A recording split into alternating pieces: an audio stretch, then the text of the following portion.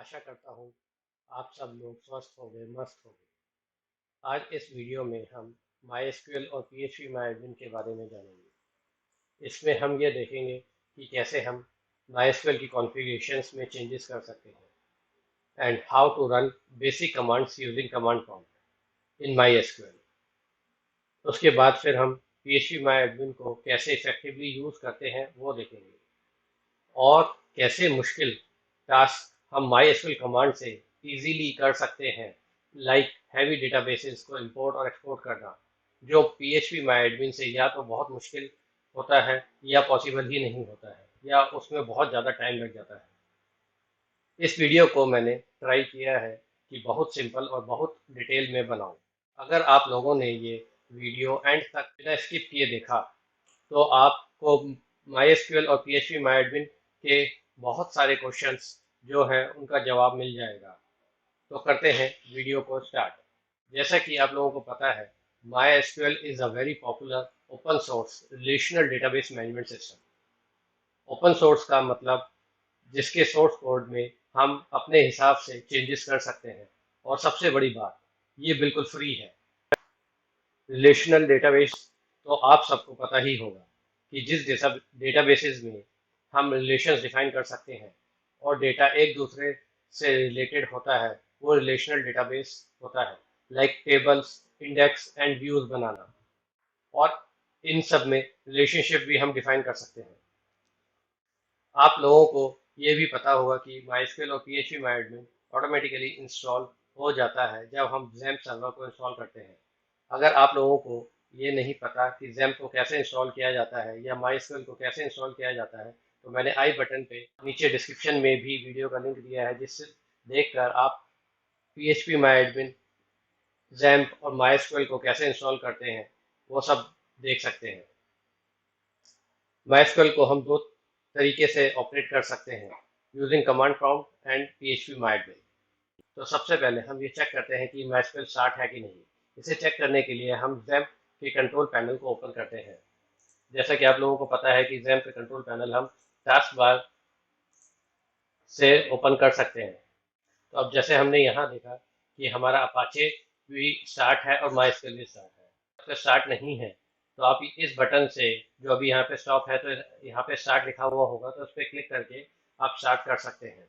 अभी हमारा स्टार्ट है, तो अब नेक्स्ट स्टेप कि हम इसके कंट्रोल अपने अपने कमांड प्रॉम्प्ट को हम ओपन करते हैं।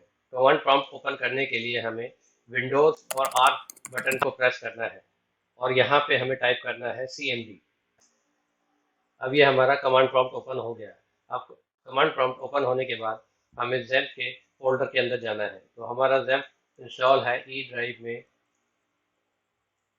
XAMPP फोल्डर के अंदर, MySQL के अंदर, और बिन में हम जाएंगे।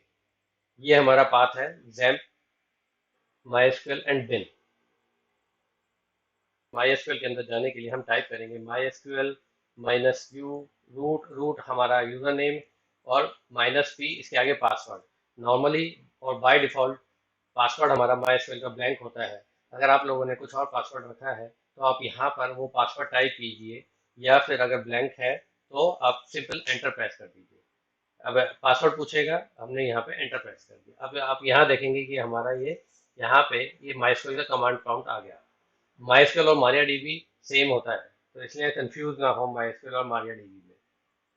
अब MySQL के अंदर हम आ गए। अब हमें सबसे पहले अपने डेटाबेस को सेलेक्ट करना है। डेटाबेस सेलेक्ट करने के लिए हम कमांड यूज करेंगे यूज, और उसके बाद डेटाबेस नेम, जैसे हमने यहाँ पे अपना टेस्ट यूज किया। तो अब यहाँ पे देखेंगे हमारा MariaDB के अंदर ये टेस्ट डेटाबेस हमने यूज कर लिया है। अब इसके बाद हम जैसे नॉर्मली अपनी सेलेक्ट क्वेरीज यूज करते हैं वो यूज करेंगे। कोई भी क्वेरीज, इनफैक्ट सेलेक्ट किया, डिलीट, अपडेट, जो मर्जी क्वेरी हम यहाँ पे यूज कर सकते हैं। अभी हम यूज कर रहे हैं सेलेक्ट स्टार फ्रॉम एम्प्लॉय। ये employ is a table name. अब यहाँ पे सेमी कॉलन के साथ ये टर्मिनेट होती है। जैसे हमने ये किया तो ये देखिए हमारा यहाँ पे जो डेटाबेस, उस टेबल के अंदर जो डेटा है हमारा वो यहाँ पर आ गया।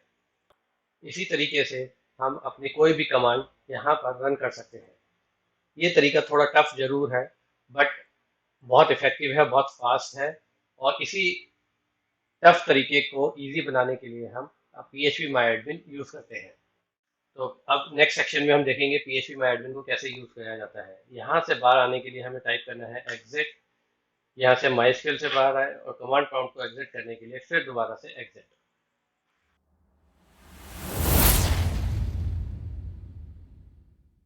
तो अब देखते हैं कि PHP MyAdmin कैसे काम करता है। PHP MyAdmin को ओपन करने के लिए हमें अपनी ब्राउज़र स्क्रीन पर आना है और यहाँ पर टाइप करना है localhost/php myadmin। This is the fix URL XAMPP server में हमें मिलता है बना हुआ ऑटोमेटिकली। तो अगर हम देखेंगे PHP MyAdmin हमारा सामने खुल गया है।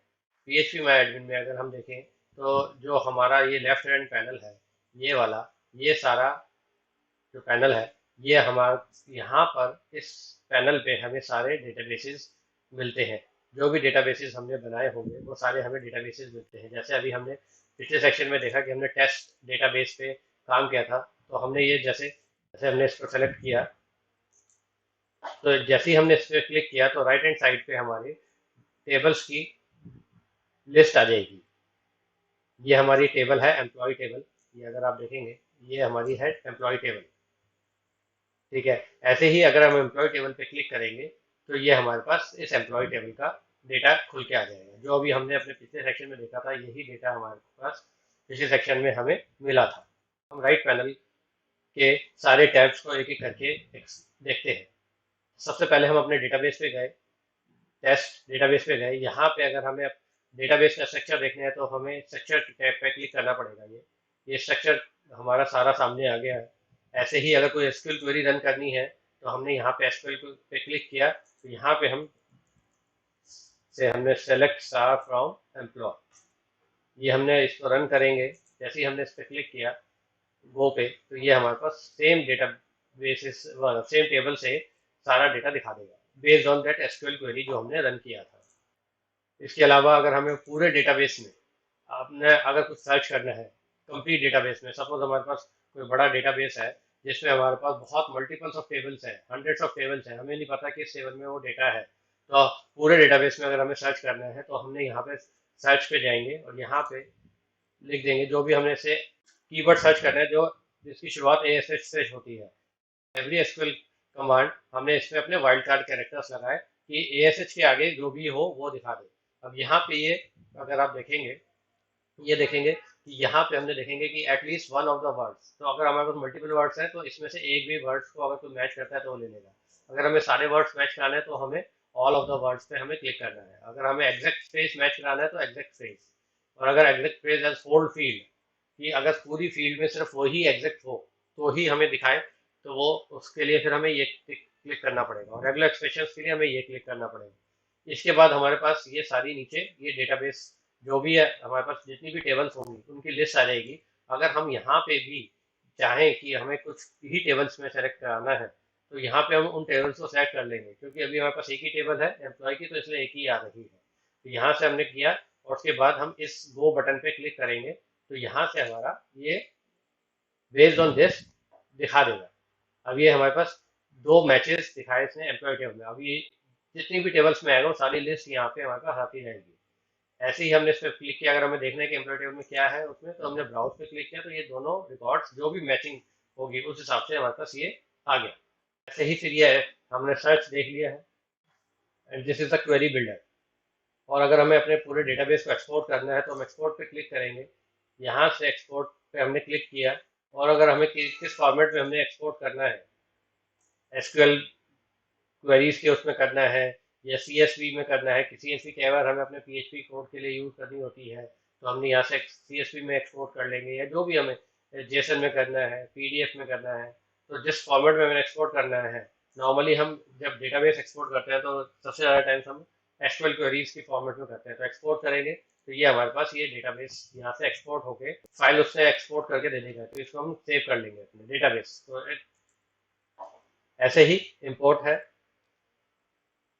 इंपोर्ट करने के लिए हमें जो हमारे पास एसक्यूएल फाइल होगी हम उसको इंपोर्ट करेंगे, यहाँ से सेलेक्ट करेंगे और उसके बाद से यहाँ से हम इंपोर्ट कर देंगे। जितना भी डेटा हमारा उस फाइल में होगा वो सारा हमारा डेटाबेस में इंपोर्ट हो जाएगा। This is the operation tabs. Operation tabs का मतलब है कि अगर हमें कोई नई टेबल क्रिएट करनी है, या इस डेटाबेस को रीनेम करना है, या डेटाबेस को ड्रॉप करना है अपने, या इस डेटाबेस को एक और कॉपी बनानी है सेम अपने ही MySQL के अंदर, तो हम यहाँ से नाम देंगे। जैसे हमने टेस्ट वन दिया, और हमें स्ट्रक्चर लेना है, या स्ट्रक्चर एंड डेटा लेना है, या डेटा ओनली। तो सपोज हमें स्ट्रक्चर एंड डेटा के साथ हमने गो किया, तो अब अगर अब हम ये देखेंगे लेफ्ट हैंड साइड पे हमारे पास टेस्ट वन सेम डेटाबेस हमारा रेप्लिकेट हो गया। दिस द प्रिविलेजेस टैब, जो कि अगर किसी हमें यूजर को एक्स्ट्रा प्रिविलेजेस देनी है, तो ये टैब से हम यहाँ से मैनेज कर सकते हैं। This is the events tab. यहाँ से अगर हमें कोई ऑटोमेटिक अपना शेड्यूलर्स लगाने हैं, कि ऑटोमेटिक हमें से डेटा एक्सपोर्ट चाहिए, कि एक पर्टिकुलर टाइम पे हमारा डेटाबेस एक्सपोर्ट हो जाए, तो हम यहाँ से क्रिएट कर सकते हैं। क्रिएट न्यू इवेंट पे जाएंगे, यहाँ से इवेंट का नाम देंगे, इवेंट एनेबल्ड है, वन टाइम है या रेकरिंग है, कब किस टाइम पे एग्जीक्यूट होना चाहिए उसे, डेफिनेशंस एंड कर गो कर देंगे। ये हमारे ट्रिगर्स हैं, जो ट्रिगर्स को अगर हमें कुछ ट्रिगर कराना है अपने डेटाबेस के एक पर्टिकुलर टाइम पे या कुछ, तो वो उसके लिए है। ये चीज़ें तो हो गई हमारी सारी, जो हम डेटाबेस के साथ करते हैं। अब ऐसे ही अगर हम जाएंगे अपने टेबल के ऊपर, तो टेबल पे अगर हम देखेंगे, तो हमारे पास यहाँ पे टैब्स, बहुत सारे टैब्स बने हुए हैं। यहाँ पे भी अगर देखेंगे, तो हमारे पास स्ट्रक्चर का टैब है, एसक्यूएल का टैब है, सर्च है, क्वेरी है। तो यहाँ पे सेम तरीके से वो फंक्शन करता है। सारा डेटा देखना है तो हम ब्राउज पे क्लिक करके ये सारा हम डेटा देख सकते हैं। अगर हमें स्ट्रक्चर्स देखने हैं डेटाबेस के, ठीक, डेटाबेस में कौन कौन से फील्ड्स हैं क्या है, तो हम यहाँ से स्ट्रक्चर्स पे क्लिक करके ये सारा देख सकते हैं। अगर इस फील्ड में हमें चेंजेस करने हैं, तो हमें यहाँ से हम चेंज कर सकते हैं। इस पर हमने क्लिक किया, तो हमें इसका नाम चेंज करना है, टाइप या लेंथ या कुछ भी, हमें जो चीज़ें चेंज करनी है, और वो हम चीज़ें इजीली चेंज कर सकते हैं। इसके अलावा अगर हमें कोई एक्स्ट्रा कॉलम्स बढ़ाने हैं, फील्ड्स बढ़ानी है, तो यहाँ से हमने, जैसे सपोज हमने दो फील्ड्स बढ़ानी है, आफ्टर आईडी और आफ्टर नेम। से आफ्टर आईडी हमने दो फील्ड बढ़ानी है, इसमें हमने यहाँ पर देना है एड्रेस और एंड डेजिग्नेशन। एड्रेस का हमारा टाइप है वैर क्या है, डेजिग्नेशन का भी वैर क्या है, 25 255। बाकी चीज़ें हम यहाँ से, अगर इसको हमने अलाउ नल करना है, ऑटो इंक्रीमेंट है। ऑटो इंक्रीमेंट नॉर्मली हमारी टेबल में एक ही फील्ड होती है, जो प्राइमरी की होती है। यह करके हम सेव कर देंगे। तो अगर हम देखेंगे अब अपने स्ट्रक्चर पे जाके, तो यहाँ पे अब देखेंगे तो हमारी दो फील्ड्स एड्रेस एंड डेजिग्नेशन जो हमने बढ़ाई थी, वो यहाँ पे ऐड हो गई है। ऐसे ही अगर उस पर्टिकुलर टेबल पे हमें कोई कमांड सेलेक्ट क्वेरी रन करनी है, तो यहाँ से सेलेक्ट क्वेरी हम, या कोई भी क्वेरी रन कर सकते हैं। यहाँ पे इसने प्री डिफाइंड फॉर्मेट्स क्वेरीज के दे रखे हैं। जैसे सपोज हमने सेलेक्ट स्टार या सेलेक्ट कोई पर्टिकुलर कॉलम्स लेने हैं, तो यहाँ से हमने से सेलेक्ट आईडी और नेम ही लेना है। बाय डिफॉल्ट ये हमारे साथ जितने भी डेटाबेस फील्ड्स होंगी उसमें, उस टेबल में, वो सारे यहाँ पे दिखा देगा। अगर हमें यहाँ पे सारी फील्ड्स नहीं लेनी, स्टार नहीं लेना, तो हम यहाँ कुछ सेलेक्टेड फील्ड लेनी है, तो यहाँ से दो जो फील्ड हमें चाहिए वो सेलेक्ट करेंगे, बाकी हटा के हम गो करेंगे। ये गो करेंगे, तो ये हमारे पास वो आ गए। ऐसे ही इंसर्ट की अपने आप वो क्वेरी लिख देगा। सारी प्री डिफाइंड टेम्पलेट्स होते हैं, जिनको हम यूज कर सकते हैं अपना टाइम बचाने के लिए। अपडेट है, डिलीट है, सब चीजें वो रेडीमेड हमें मिल जाती है। सपोज हमने यहाँ पे सेलेक्ट स्टार की क्वेरी रन कर रहे हैं, बट हमें सेलेक्ट स्टार नहीं चाहिए, सारे फील्ड्स नहीं चाहिए, कुछ सेलेक्टेड फील्ड्स ही चाहिए। तो हम क्या करेंगे, यहाँ से स्टार को अपना डिलीट करेंगे, और यहाँ से जो फील्ड्स चाहिए राइट हैंड साइड से, उनको कंट्रोल के साथ प्रेस करके हम सिलेक्ट कर लेंगे माउस क्लिक पे। और उसके बाद ये एरो से, ये इस एरो से हम अपने यहाँ से क्लिक करेंगे, तो ये हमारे यहाँ पे अपेंड हो जाएगी। तो बेसिकली इतना हैंडी है ये PHP में एडमिन, जिसमें टाइप करने की बहुत मिनिमम जरूरत पड़ती है हमें। सेम वे सर्च है। सर्च में अगर हम देखेंगे, सर्च पे हमने क्लिक किया है, सर्च बेसिकली जितनी फील्ड्स होती हैं वो सारी दिखा देगा। अब सपोज हमें नेम के हिसाब से चाहिए, हमें चाहिए ए से स्टार्ट होते हुए जितने भी रिकॉर्ड्स हैं, तो हमने यहाँ पे लाइक सेलेक्ट किया, like and then a percent.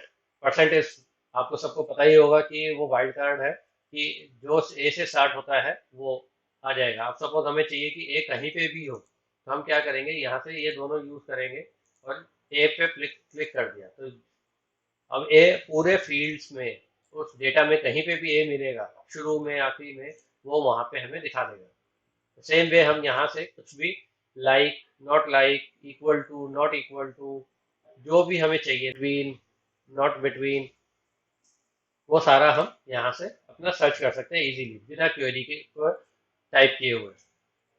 And same way अगर हमें कुछ डेटाबेस में अपने डेटा इंसर्ट करना है तो हम इंसर्ट टैब पे जाएंगे।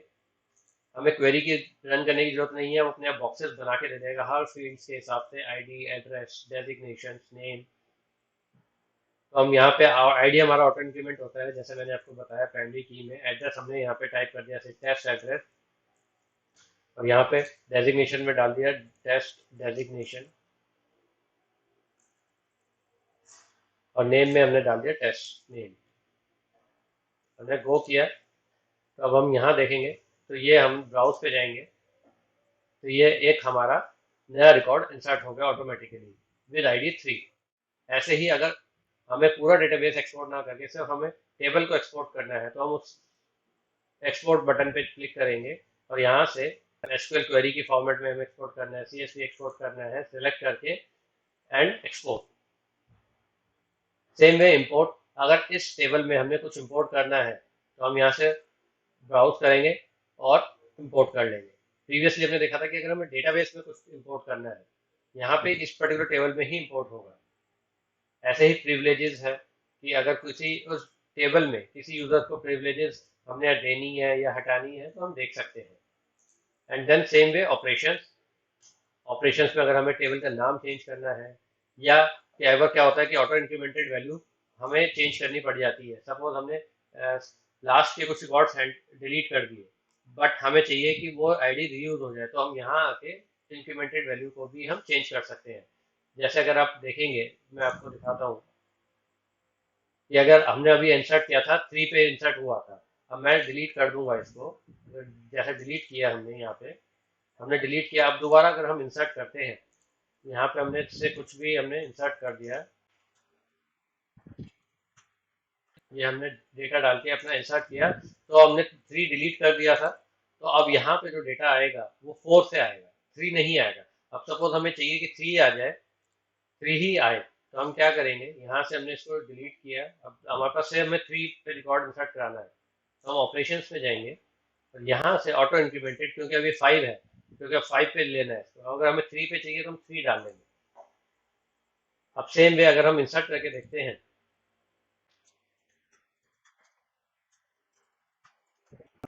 हमने इंसर्ट किया, तो यहाँ पे अगर हम देखेंगे, तो यहाँ पे देखेंगे तो 3 आईडी से आया है। तो ये ऑपरेशंस का ऑटो इंक्रीमेंटेड वैल्यू चेंज करने के लिए बहुत यूज।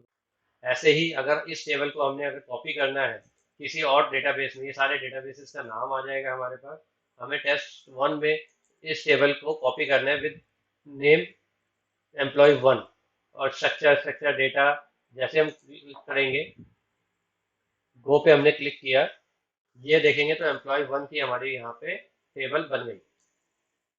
ऐसे ट्रिगर्स अगर हमें लगाने हैं यहाँ पे, तो ट्रिगर्स हम उस टेबल पे लगा सकते हैं। अब ये देखते हैं कि अगर कोई हमें डेटाबेस में कोई नई टेबल क्रिएट करनी है तो वो कैसे करेंगे। तो सबसे पहले हम डेटाबेस को सिलेक्ट करेंगे, यहाँ पे टेबल का नाम डाला, अभी हमने टेबल बनाते हैं डिपार्टमेंट। डिपार्टमेंट हमें यहाँ पे 2 फील्ड ही चाहिए, यहाँ पे नंबर ऑफ कॉलम्स डाले 2, क्रिएट पे क्लिक किया, यहाँ पे आईडी और department name, department underscore name. ID हमारा, नॉर्मली हम आईडीज को इंटीजर टाइप में ही लेते हैं, एंड डिपार्टमेंट नेम को हमने लिया वैरकैर में 255। डिफॉल्ट हमें वैल्यू चाहिए नहीं, नल अलाउ नहीं चाहिए। ऑटो इंक्रीमेंटेड जैसे हम ऑटो इंक्रीमेंट करेंगे, आप देखेंगे यहाँ पे उसने उसको ऑटोमेटिकली प्राइमरी की बना दिया। इसके अलावा हमने और कुछ सेलेक्ट नहीं करना है, हमने इस पे सेव कर दिया। ये देखेंगे हमारे पास हमारे डेटाबेस में 2 टेबल आ गई है, डिपार्टमेंट एंड एम्प्लॉय। तो इस तरीके से हम अपने डेटाबेस में नई टेबल्स को ऐड और डिलीट कर सकते हैं। ऐसे ही अगर डेटाबेस को डिलीट करना है, सॉरी, अगर हमें अपनी टेबल को डिलीट करना है तो ये ड्रॉप है, और अगर उस टेबल का सारा डेटा एम्प्टी करना है तो एम्प्टी पे हम क्लिक करेंगे, कुछ इंसर्ट करना है, इंसर्ट, सर्च, स्ट्रक्चर, ब्राउज, जो हमने अंदर अभी टेबल में देखा था वो सारे टैब ये बाहर भी देता है। यहाँ से भी हम इस चीज को जा सकते हैं।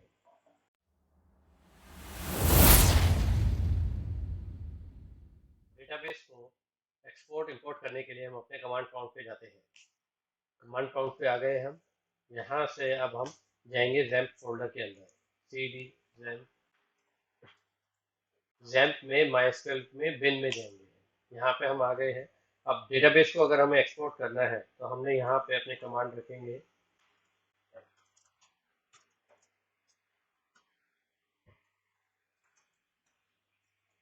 ये हमने यहाँ पे कमांड लिखी। इस कमांड का क्या मतलब है, ये -u,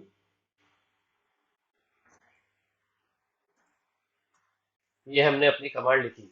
अब इस कमांड को देख लेते हैं। माइस्क्वेल डंप जो है वो ये बताता है कि जो भी डाटा है हमारा डेटाबेस में वो डंप करना है। डंप मतलब एक्सपोर्ट करना है। -u रूट हमारा यूजर नेम है, रूट यूजर नेम है। -u से हम इंडिकेट करते हैं कि ये यूजर नेम है। -p टेस्ट, -p से अगेन हमने इंडिकेट किया कि आगे जो है नेक्स्ट पैरामीटर वो हमारा डेटाबेस का नाम है। This is the database name test, और ये ग्रेटर देन का साइन, इसका मतलब है कि यहाँ से उठ के डेटा इसमें जाएगा। तो यहाँ से जाएगा मतलब ये डेटाबेस का नाम होगा और ये हमारा फाइल का पाथ है जिस फाइल में हमने सेव कराना है। ये हमने लिखा, इसके बाद एंटर प्रेस किया, पासवर्ड पूछेगा, again password is blank. Now data is exported. अब देखिए कितने कम टाइम में हमारा डेटा एक्सपोर्ट हो गया है। अब हम यहाँ पे अपना देखते हैं डेटाबेस की जो फाइल हमने एक्सपोर्ट की थी, ये हमारी test.sql, ये हमने एक्सपोर्ट की थी। ये देखिए ये सारा डेटा जो भी हमने अभी बनाया था, डिपार्टमेंट टेबल बनाई थी अपनी, उसके बाद फिर एम्प्लॉय टेबल से, एम्प्लॉय में हमने 3 रिकॉर्ड्स थे। अब सपोज हमने यहाँ पे रिकॉर्ड्स चेंज करके हम अब इंपोर्ट करते हैं। अब सपोज हमने यहाँ पे अशोक को अशोक 1 कर दिया है। अब इंपोर्ट करने के लिए सबसे पहले हमने अपने PHP माई एडमिन में, तो यहाँ से हम दोनों टेबल्स को डिलीट कर देते हैं। हमने टेबल्स को सेलेक्ट किया, यहाँ से हमने ड्रॉप टेबल्स, और ये हमारी दोनों टेबल्स ड्रॉप हो गए। अब हमारे पास ये डेटाबेस एम्प्टी है। अब हम यहाँ पे कमांड प्रॉम्प्ट से डेटाबेस को इंपोर्ट करेंगे। अब इंपोर्ट करने के लिए जो हमारी कमांड है वो है mysql -u रूट। यहाँ पे आप ध्यान देंगे तो हमने पहले mysql डंप यूज किया था। डंप मतलब एक्सपोर्ट करने के लिए, इंपोर्ट करने के लिए हमने सिर्फ mysql यूज किया है। बाकी सारी कमांड सेम है। टेस्ट, यहाँ पे हम लेस देन का साइन यूज करेंगे, और अगेन फाइल का पाथ, ये हमारा सेम फाइल का पाथ है। यहाँ पे अगर आप देखेंगे तो दो चीजों में डिफरेंस है। एक तो ये माइस्क्वेल डंप की जगह हमने माइस्क्वेल यूज किया है, और यहाँ पे ग्रेटर देन की जगह हमने लेस देन यूज किया। अदरवाइज पूरी कमांड हमारी सेम। हमने एंटर किया, पासवर्ड पूछा उसने, देन डन। तो यहाँ पे अगर हम आके देखेंगे ये हमारे दोनों टेबल आ गई। एम्प्लॉय में हमने चेंज किया था, अशोक को अशोक 1 किया था, अशोक 1 इंपोर्ट हो गया है। तो अभी आपने देखा कि कितनी फ्रैक्शन ऑफ अ सेकंड में उसने पूरे डेटाबेस को इंपोर्ट कर लिया है। तो ये जो एक्सपोर्ट इंपोर्ट की कमांड्स हैं, कमांड प्रॉम्प्ट से अगर हम रन करते हैं तो बहुत जल्दी फास्ट रन हो जाती हैं। चाहे हमारे पास कितना ही MBs में या GBs में भी डेटाबेस होगा, तो वो हमारा यहाँ पे फ्रैक्शन ऑफ सेकेंड्स में ही, या इनफैक्ट कुछ सेकेंड्स में हमारा एक्सपोर्ट और इंपोर्ट हो जाएगा। यही टास्क अगर हम PHP माई एडमिन से करेंगे तो बहुत ज़्यादा टाइम लेता है, बहुत ज़्यादा टाइम कंज्यूमिंग होता है। समटाइम्स तो कुछ घंटे भी लग जाते हैं, और कई बार PHP माई एडमिन क्रैश भी हो जाता है इस चक्कर में, क्योंकि हैवी डेटाबेस वो हैंडल नहीं कर पाता है। तो with this we are done with this video. आपको ये वीडियो कैसा लगा ये हमें अपने कमेंट्स जरूर हमें बताएं, और आप किस टॉपिक के ऊपर और वीडियोस देखना चाहते हैं वो आप जरूर हमारे साथ शेयर करें। Thanks for watching this video, and me Ashish Agrawal signing off, and मिलते हैं एक नए वीडियो में।